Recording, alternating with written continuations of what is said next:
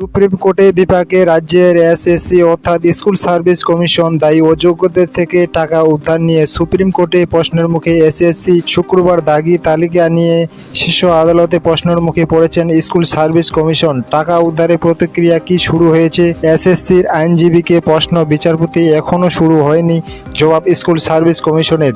আইনজীবীর দাগি নন, তবু পরীক্ষা বসতে দেওয়া হয়নি এই আর্জিতে মামলা চাকরিহারাদের একাংশের। মামলা খারিজ করে দাগিদের থেকে টাকা উদ্ধার নিয়ে প্রশ্ন করেছিলেন বিচারপতি। প্যানেলের মেয়াদ শেষের পর ৩,০০০ জনকে নিয়োগ উল্লেখ এক আইনজীবীর। ওই ৩,০০০ জনকে পরীক্ষা বসতে দেওয়া হয়েছে দাবি আইনজীবীর। কি করণীয়?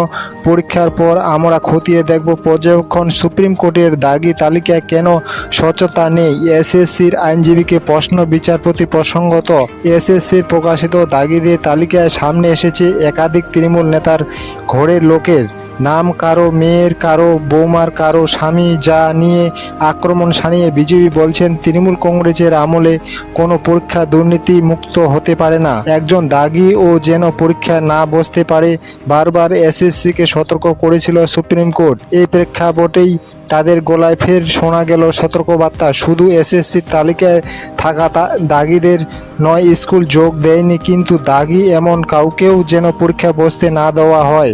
সুপ্রিম কোর্টে এসএসসিকে সুপ্রিম কোর্ট এসএসসিকে সাব নির্দেশ দেয়। ১৮০৬ জন দাগি শিক্ষক শিক্ষিকার নামে তালিকা প্রকাশ করেছে এসএসসি, কিন্তু সেই তালিকায় অনেক দাগি শিক্ষক শিক্ষিকারই নাম নেই। এই অভিযোগে সুপ্রিম কোর্টে দ্বারস্থ হন এক চাকরিহারা যোগ্য শিক্ষক। সেই মামলাতেই সোমবার স্কুল সার্ভিস কমিশনকে তালিকা যাচাই করে ব্যবস্থা নেওয়ার নির্দেশ দেওয়া হয়েছে।